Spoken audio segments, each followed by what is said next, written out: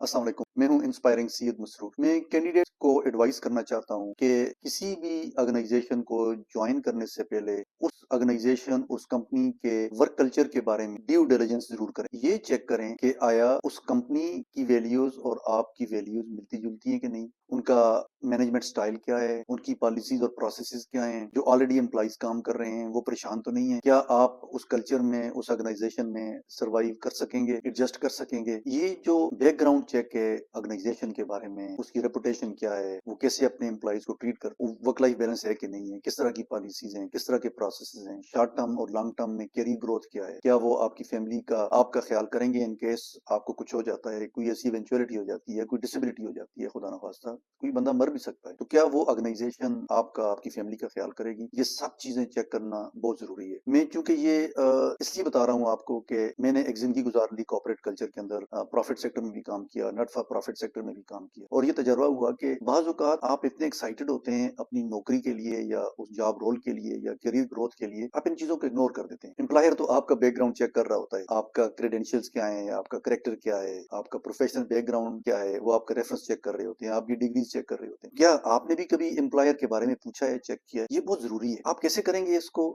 एक तरीका तो ये है कि जब आपका इंटरव्यू हो रहा हो, उस वक्त आप जो इंटरव्यू पैनल है उससे इस तरह के क्वेश्चन पूछें कल्चर के बारे में, टीम के बारे में, कि जिससे आपको ये अंदाजा हो जाए कि इनका स्टाइल क्या है, क्या ये आपका सवाल सही तरह सुनते हैं, उसका सही ट्रांसपेरेंसी के साथ, ओपननेस के साथ जवाब देते हैं कि नहीं देते। दूसरा तरीका इसका ये है कि देखें कि कुछ दोस्त आपके अगर उस ऑर्गेनाइजेशन, उस कंपनी में काम कर रहे हैं, उनसे बातचीत करें। तीसरा इसका तरीका ये हो सकता है कि अगर कोई एम्प्लॉई जिन्होंने ऑलरेडी वहां पे काम किया और वो छोड़ के चले गए, इस तरह के लोगों को तलाश करने की कोशिश करें जो आपके जानने वाले हों, कोई रेफरेंस हो। चौथा तरीका ये है कि ऑनलाइन चेक करें, लिंक्डइन पे जाके चेक करें कि उस कंपनी के बारे में लोगों के रिव्यूज क्या हैं, गूगल पे चेक करें, उनकी वेबसाइट को चेक करें, अपनी वैल्यूज उस ऑर्गेनाइजेशन की वैल्यूज को मैच करने की कोशिश करें। इंडीड पे आप ऑनलाइन चेक कर सकते हैं कि उस ऑर्गेनाइजेशन के बारे में लोग क्या बातचीत करते हैं, उनके रिव्यूज क्या हैं। तो ये कुछ तरीके हैं जिससे आप उस एम्प्लॉयर या कंपनी के बारे में चेक कर सकते हैं कि आया उनका कल्चर आपके साथ सूट करता है, क्या आप वहां पे काम कर सकेंगे। देखिए पाकिस्तान में तो होता है, लोग कहते हैं यार नौकरी मिल जाए बस, जैसा भी होगा हम सर्वाइव कर जाएंगे, लेकिन लॉन्ग टर्म में जब आप जिंदगी में आगे बढ़ रहे होते हैं तो फिर आपकी प्रायोरिटी आहिस्ता आहिस्ता करियर में चेंज होती है। पहले आपकी फाइनेंशियल सिक्योरिटी होती है जिसको आप इंश्योर करते हैं, फिर आपकी फैमिली है, फिर आपका करियर है, फिर आगे बढ़ते जाते हैं, बढ़ते जाते हैं। फिर एक टाइम पे आप कहते हैं यार पीस ऑफ माइंड बहुत जरूरी है, आपकी सेल्फ स्टीम, आपकी सेल्फ रिस्पेक्ट, ये चीजें बहुत जरूरी है। तो उनको इंश्योर करने के लिए ये इंपॉर्टेंट है कि आप एम्प्लॉयर के बारे में ड्यू डिलिजेंस अपने लेवल पे जरूर करें, ताकि आपको ये अंदाजा हो जाए कि जिस ऑर्गेनाइजेशन को आप ज्वाइन करने जा रहे हैं वो आपके